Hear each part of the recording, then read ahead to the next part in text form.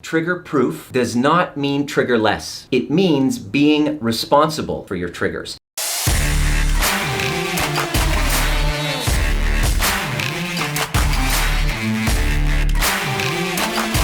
Hello, welcome to Trigger Proof. This first episode is called Why You Should Be Trigger Proof, which is going to be sharing from my mess to my message. And what I'd love for you to do is to engage with me when something comes up for you, when something triggers you, when something upsets you, or you can relate to something. Please share in the comment section and also share this with somebody that you really know needs to hear this. I just wanted to welcome you. This is my first ever episode, so we're testing everything out with the lighting and the sound. So it might not work, and that's just fine. I just really want you to get the most out of this because it's a show dedicated to helping you win the battle with your ego so you can have more connected relationships with others because you're more deeply connected to yourself and deeply connected to your purpose. This show will be every Wednesday at noon Pacific Standard Time, 3 p.m. Eastern Time. And for those of you in Australia and New Zealand, I have no idea what that time is for you, so make sure you check that out. First and foremost, if you've never met me before, I'd like to introduce myself. My name is Dr. Nima Rahmany. I've been a chiropractor for the last 18 years, helping people primarily with stress-related disorders, feeling frustrated at why I really wasn't getting to the root cause. And when I would inquire and get to know people and go upstream with the problem that they came to see me for, which was usually musculoskeletal, headaches, digestive, stress-related, I would discover that usually it was relational, something going on with their relationships. And as I inquired further, I discovered that it was actually a disconnection from themselves and their purpose that was causing the toxicity in their relationship or their breakdowns, which then was actually creating health problems. So I just went upstream. One of my mentors, basically, as I explained to him the process, he was like, "Oh, you just went upstream." So what I do is I help people who are struggling with transitional anxiety is what I like to call it. Relationship or career limbo, people who are either divorced, separated, who are stuck in relationship limbo, not knowing if they should stay or they should go. That's what I'm really good at helping people with because I had to go through the exact same problem. This is the part where I share with you why I'm doing this. See, what I discovered is that we teach what we most need to learn, and I needed to learn how to help cope with my stressful states.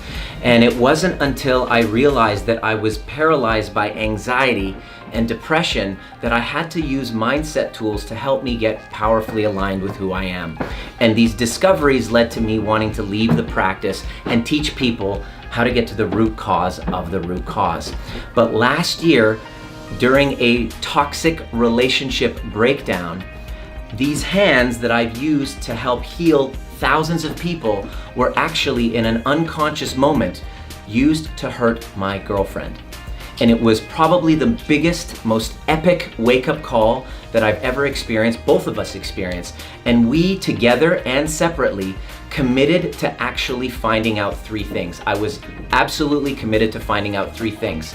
Number one, how did I get there? Number two, how can I make sure that this level of volatility and aggression doesn't happen again? How do I make sure of that? And number three, if I can figure out the answer to 1 and 2, then I have a duty, a sacred obligation to help other people with this exact problem. And when I started sharing this with my clients, with the people closest to me, what I discovered was that I was not alone. Violence, aggression, breakdowns with children, with partners, with society is a pandemic. And using shame tactics and not speaking up about it is what's promoting this problem from getting worse. And I wanted to become part of the solution, but it took a great deal of work. I'm gonna share with you how I got there, the people that were pivotal in helping me get there, and what I'm dedicated to moving forward. Trigger proof does not mean trigger less. I'm gonna repeat that one more time. Trigger proof does not mean trigger less. It means being responsible for your triggers, taking full ownership of the complexes from your past, the inherited family trauma that contributed to putting you in that situation, that's responsible for the relationship complexes and the patterns that we constantly find ourselves in, and very vulnerably, authentically, and passionately getting to the root cause of the root cause, which is a lack of self-love. And once you get that part right, all of a sudden you have a transformation. That question of, should I stay or should I go? What do I want to do with my life? I don't know who I am. I don't know what I'm here to do. I'm disconnected from myself. I'm constantly disassociating. All of these problems have a tendency to resolve themselves. And it happens on the other side of doing this work. It wasn't until a huge wake-up call forced me to look at myself and make a bunch of discoveries on this recovery, and have this purpose, a sacred duty, to actually be sharing it with other people. So please let me know whatever I'm sharing, if it's something's coming up. By the way, the whole purpose of this show, it's called Trigger Proof. I'm gonna let you know that you're gonna watch this show week after week, and I guarantee you that you're gonna get triggered. Why? Well, you're gonna get triggered by me. You're gonna get triggered by one of the guests. The whole purpose of this show is to have you look deeply at what's causing the activation within you. And rather than putting the blame, pointing a finger at somebody else for being responsible, they're responsible for your reactivity. It's important for you to do the necessary work to use everything external as a reflection of what's going on inside of you, so that you can use it to grow, expand, be more courageous, heart-centered, empathetic, and mission-driven. That's what happens on the other side of doing that work. So let me know if anything that I'm sharing is resonating with you. I'm going to share the model, and I'm going to invite Trevor to come and join us in just a moment. I'm going to share the model of what I actually had to go through in order to go from toxic masculinity to empathetic, heart-centered, freely self-expressed individual. What I discovered was really groundbreaking, and I'm going to share with you, some of the mentors that I've learned from, Gila Golob, and especially Dr. Russell Kennedy over the last year, who's helped me get into the body, out of my head, into the body, more grounded, more centered. And I went through this 5-step model, and I actually had to develop it myself to go through. So basically, if you're feeling like you are in a relationship limbo, you are not knowing whether you should stay or you should go, not knowing what you want to do with your career, going through consistent transitional anxiety, this leveling up, what you have to do is what's called an intimacy upgrade. So this is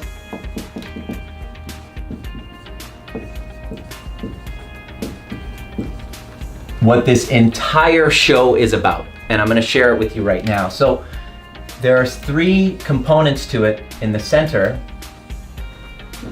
that you go from trigger happy to trigger proof, so that you can actually have more congruent relationships, a deeper connection with others, a deeper connection with yourself, and a groundedness in who you are, so that you can actually make a difference on this planet and have meaning and purpose.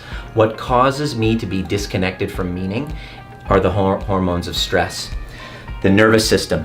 So what's important, number 1, the first component of transforming this whole concept of being trigger happy to trigger proof, trigger savvy, is the first part, which is what we call nervous system regulation. Nervous system regulation. Now, on next episode, next week, I'm going to go deep into nervous system regulation. This is my wheelhouse as a chiropractor. I've learned so much in changing your perceptions and how it changes your nervous system. But the benefit of this, then the gift of the challenge that I went through last year when I took a few months off work, I just went into self-growth, self-development, a whole bunch of body-based somatic methods that were different than the cognitive-based that we usually do, talk therapy, personal development courses, going into the body, which I never really knew before. This was the gift of nervous system regulation. Basically, the way that we call it with our clients is you got to know how to un-F your nervous system. So chances are your nervous system is completely screwed. You have constant activation. You have anxiety. There's constant feeling of disconnection. You're pushing a boulder up a hill. Lack of sleep. If your nervous system is dysregulated, your digestion is screwed. You're not sleeping like I mentioned. Your immune system is off. You're catching colds a lot. Your chronic illness symptoms are activated when your nervous system is not regulated. And that, I was operating on a dysregulated nervous system. And if you do that, if you don't get that part right, no matter what talk therapies that you do, no matter what you do externally, it will never be enough. It will never actually get to the core of it, because the foundation, which is your nervous system, is completely just activated and fired up. It's kind of like what it is like being chased by a tiger. That's the first part, is you have to un-F your nervous system. The second part here is getting complete with past. Now, what does that mean? It means, think of right now, if you're feeling like you're stuck in a limbo state, not knowing whether you should stay or you should go, think about your past resentments, a last relationship where you feel that's not complete, that you have resentment towards, or perhaps you're holding on to a guilt and you're having regret, okay? That's the first part. The next part is going back with any incompletes with your parents. See, I believe, and I've seen again and again with our clients, that any time you are holding on to and harboring a resentment towards anyone in your life, your mother or your father, what's going to happen is a complex is created where you're constantly running into those same challenges in the form of the grocery store attendant, in the form of a new lover. They're trying to get you to look at those incomplete past resentments a little more closely, because it's a weird way the universe is trying to get you to love. The whole purpose of this is love. So the question you want to ask yourself is this: what victim story, and we just talked about this on a group call earlier today, what victim story are you holding on to? What victim story from your past? Think of your mother, think of a former lover, think of somebody that you've been really holding a resistance against and blaming them for why you're not where you want to be. I was running a victim story as well. A group of people that I've been playing victim to that I'm blaming for me not being able to speak out and share publicly this important message that can transform many families' lives. I was negating the possibility because I was playing a victim story. And if you're running a victim story, don't worry, you're not alone. It's just you haven't known. I mean, part of any spiritual development, as Michael Beckwith says, your first phase of spiritual development is the victim. It's the lowest form. And if you want to get at, but the problem is, and that's where you derive your power. This is where we derive our power when we feel powerless, is in that victim story. Until we get to a place where that victim story, we're stuck. We cannot transcend if we are subordinating ourselves to an outside authority through a victim story, whether it's your father, whether it's your mother. Think of who you're resentful for, and that would likely be, other than your nervous system being completely screwed, your greatest constraint. This is what we feel and see every single time when we see a client and they're reaching out to me. I'm listening for the victim story. It's usually I hate my father and all that. And so when you don't get that part right, you're forever running into these complexes again and again. But when you get complete with that, you are imbued with power, healing. Your nervous system starts to relax. You start to open your heart to love and possibility. In fact, when you get these two parts right, getting complete, sorry for the chicken scratch, it's the doctor handwriting here. What happens is, when you get these two right, you all of a sudden are able to be more present. which is what your family wants from you anyway, which is what your kids want from you, which is what your team wants from you, which is what you want from you. And so when you get these two right, that's what ends up happening. Now, the third part of becoming trigger-proof in this intimacy upgrade, the third part is what I call wounded inner, and believe me, if you told me 1 year ago that I'd be talking about this stuff, I would have thought you were crazy. But I see absolute miracles happen each week because of what I'm about to share with you here. Inner child, which is what I also like to call dark passenger or shadow work.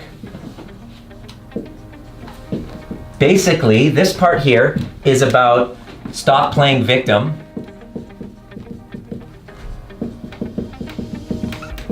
and this part here is really about love yourself. Now, you might be surprised to know that the greatest adversary that you have towards you is not actually your mother, your father, your partner. Your greatest adversary, if you're anything like me and the people that we work with, is a little voice in your head that tells you that you're not enough, that you're not worthy, that you don't deserve. And that voice, if you don't know how to dance with it, if you don't learn the mechanisms of how to distinguish yourself from that voice and to rise above it and to transcend it, then what happens is that voice colors all of your perceptions and you go around the world gathering and collecting evidence for your unworthiness, your shame, your the fact that you aren't good enough. You will find it. It is that sensitive. Your reticular activating system is that sensitive. And because that's your default mode, and it's something that you have kind of inherited from family trauma and events, traumatic events through your childhood, this wounded inner child, dark passenger part of you, oftentimes, if you're unconscious like I was, you're gonna allow it to run the show. What does that look like? Constantly being governed by external validation, needing everyone to say that you're amazing, or not being able to handle criticism. Oh my God, if somebody told me that I'm not amazing, then that would completely send me through the roof. In fact, those were the moments where I completely lost consciousness and when disassociated was when I was criticized because my ego simply could not handle it. Because I hadn't yet learned those tools of how to dance with that dark passenger. This is critical that you learn to do that if you want to become trigger-proof, so that you can become a leader, so that you can be mission-driven and empathetic. If you don't do that, you can't see yourself and understand yourself. You don't have empathy towards others. The cool part happens when you get these two right. What ends up happening is you get what we call understanding. Pardon the handwriting. Understanding of who? Understanding of yourself and understanding of the others.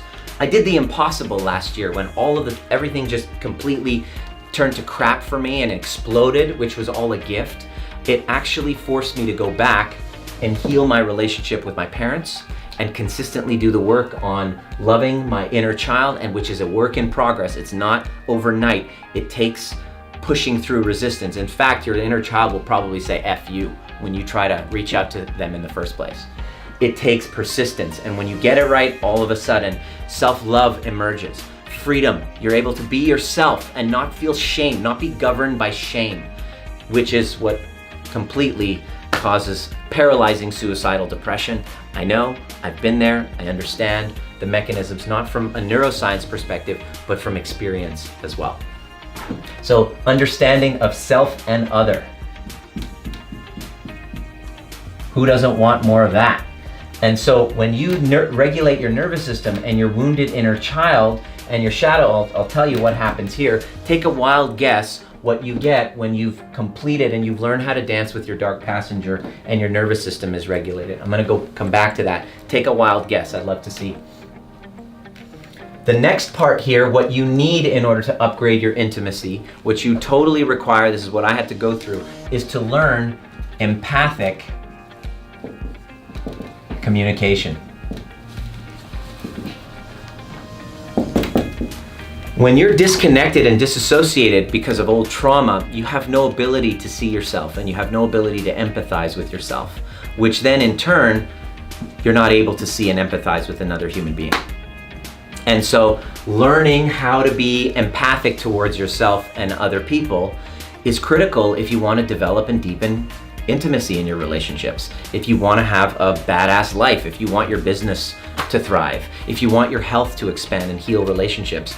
Empathy is critical, but it's not something, some of you have it just kind of like, it's just easy, it's just natural to you, but for some of us, it totally wasn't, because if you don't have an ability to see yourself because of a disassociation, because of trauma, you don't have an ability to see yourself, so you completely shut off from being empathetic to other people, which is where the foundation of narcissistic traits come from. It all is healed through empathy. And the last part here, I don't know if you can see it or not, this part here is, what it takes is a commitment and a community. A commitment and a community to upgrading yourself. It takes a village to raise a child. It takes a village to heal a relationship. It takes a village to transform a soul. And it's done through relationships, through people who are actually are holding you accountable to the greatest version of yourself. And we see ourselves in each other through sharing. And I'll tell you, when you're looking for help and you're stuck in that, there's a lot of help out there. I've tried it all as well. Over the last year, I spent close to $20,000 in when it came to anger management, counseling, psychotherapy, coaching. And I'll tell you how to find the right person. This is very important. A week after the breakdown happened, I was vulnerable in a very weakened state, and I got on a call with a male mentor. And what ended up happening was I shared what happened, and what I received was shame and threats instead of love and understanding and empathy. How do you choose a community? You choose a community and a mentor to help you who will empathize with you, who will understand and not cause you to feel shame and not give you threats when you're getting vulnerable. This is a very important message for all of you coaches out there. If you are unable to empathize with your client, you have no ability to help them. So make sure that whoever you choose has been there, has climbed that mountain, has cried those tears, and has done that work. Because you don't need to feel ashamed. You don't need to feel ashamed for who you are. No matter what you've done or haven't done, you're actually worthy of love. And it's the shame and you not reaching out that's actually perpetuating it. That's what happened with us. We didn't know where to turn, where we were caught in this cycle of trauma, and we felt too ashamed to go and reach out because we were in a position of leadership, and leaders aren't supposed to go through problems. We're supposed to put on this mask and, looking good and being right, which is the foundation of ego, has to be transcended. And make sure that when you're finding a community and you're committing to something, that you're going to a place where you are understood and seen and understood and not put to shame and threats. So that was my experience, and I'm committed to actually changing the story. Once we've done that, when you have all of this, you have an upgraded intimacy. But check this out. When you have a wounded inner child shadow work and you've regulated your nervous system, what's the last part that you get?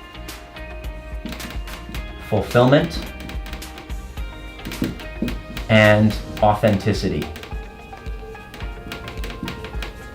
Which, if you're running a business, if you're leading a team, if you're trying to create a conscious relationship, authenticity is very important. It comes through in the camera. You can tell and feel if I'm going to be bullshitting you. Your partner is your biggest, baddest bullshit detector.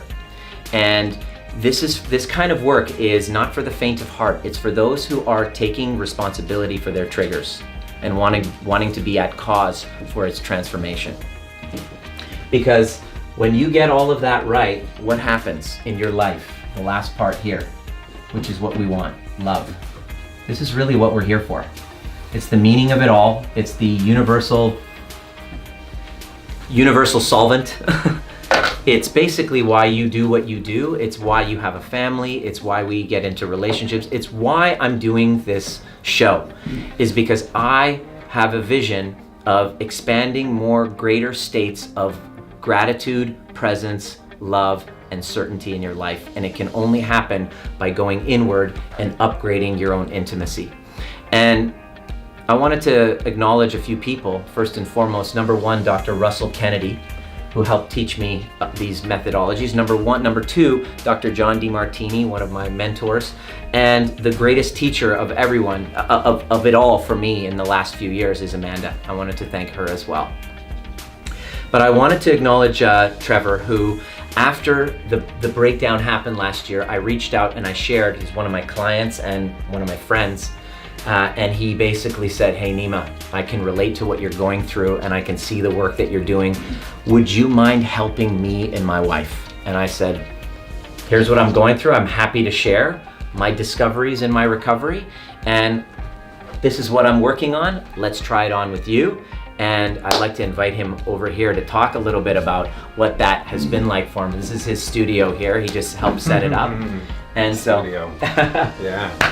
So welcome to the show. Thank you. Trevor, just talk a little bit about that moment when I came to you and I shared everything that was going on, and you could see yourself with the volatility in your relationship, the game that you're here to play as an entrepreneur, helping other entrepreneurs balance work and family, what you were going through and what we did. Yeah, well, first of all, I've been behind the scenes here just kind of figuring out the technology. This is all something that's new for both of us. It's not new to be in front of a camera and feel comfortable, in fact, almost elevated and high when we're in front of a camera like this. But I see a number of people watching, and I just first of all wanted to just acknowledge everybody for consuming this. And we joked around about it when we first started, like whenever you do something like this, episode 1, you look back on it and you think, oh man, look at those lights. Ooh, look at that. Oh, I should have combed my hair a little better. I should take a picture of this makeshift studio and then we'll post it up for you to see what we're doing back here. This is fun. And that's what I was doing behind the scenes actually too. And I actually just posted on my own profile. So I believe there's a few people that will probably be watching that know me. And before I stepped into here, I thought to myself, I'm gonna not do that, because of a fear of actually talking in a real voice instead of just trying to posture. Trying to be somebody, like a leader on camera. Yeah, because you mentioned that we just did a group call within a mentoring program that we have, and we had a new person that actually just joined us, and I joked around about it at the end from Margarito, right? Saying like, wow, like what a first experience for you to come into this. And we had, because we talk real. Well, we have people talking on a human level. Like we do sales and marketing support, but it's really like the human story and what we go through that makes you relatable. So anyways, that was just kind of all the things that were coming up for me. And what I posted before I stepped onto here was, I have no idea exactly what I'm going to talk about. Yeah. Which doesn't give me any kind of fear around not knowing what to talk about, because I know there's a lot of directions we'll go. It's more about the inner feeling of being vulnerable and wondering what that's going to bring up for me. Yeah. And I know that other people can relate to this too. And a year ago when we started working together, for those of you that don't know, and honestly, man, like I'm hesitant to even tell this story because of what happened this morning. Yeah. A year ago, we had a miracle come into our life. And his name's Bodhi. He's 1 year old today.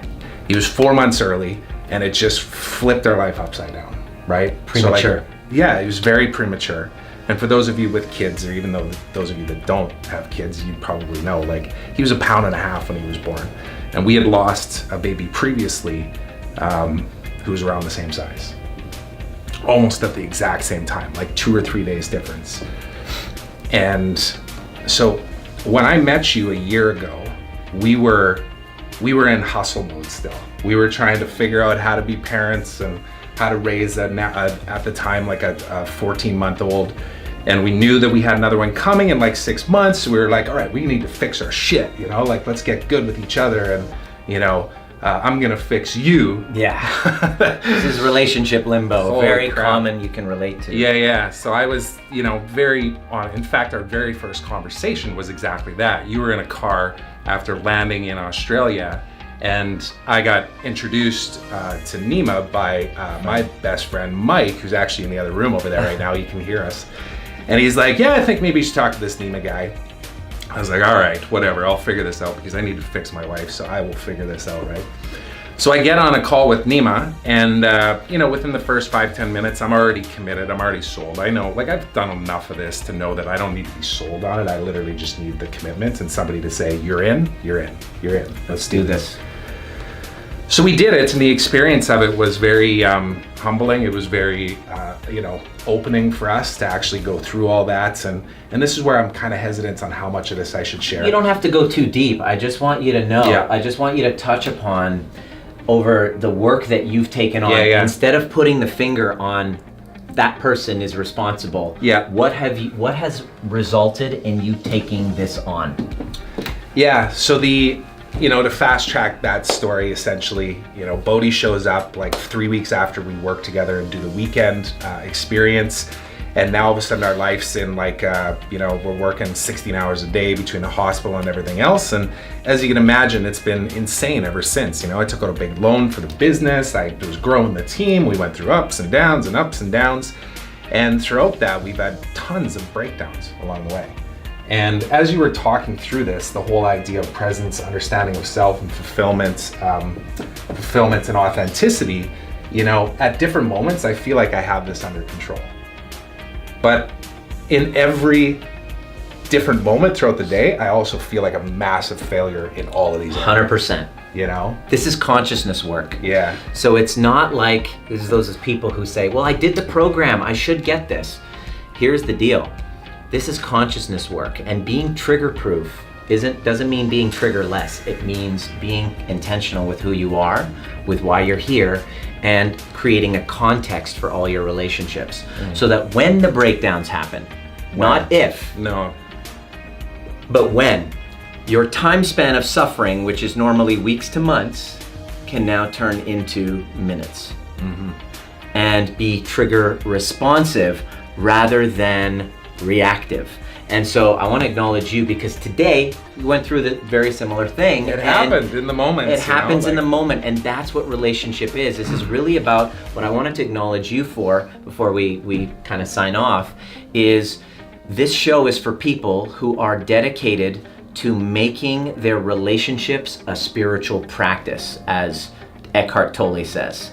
And why? Why is this important? Because relationship crisis, abuse, trauma is an epidemic, and nobody's talking about it. And so over the last year, what you've created, and on your son's 1-year birthday, I wanted to acknowledge you for everything that you've done to level yourself up, to be better for your family, and to man up in a good way. And it's a constant work in progress, and just like I said, the moments of feeling as though I'm failing in these different areas, I think the biggest thing for me is just accepting that's okay. Yeah, it's okay to feel that way. Yeah. And even because we ended and this is where I'll sign off and step out, but we ended our group call with our coaching program today in saying that too, that like this hour or 30 minutes that people will spend with you every week, it will become something that you'll look forward to. And it'll be something where you'll feel like, I need my Nima hour, I need my trigger proof hour, I need a reminder. But what do you do as soon as this camera turns off?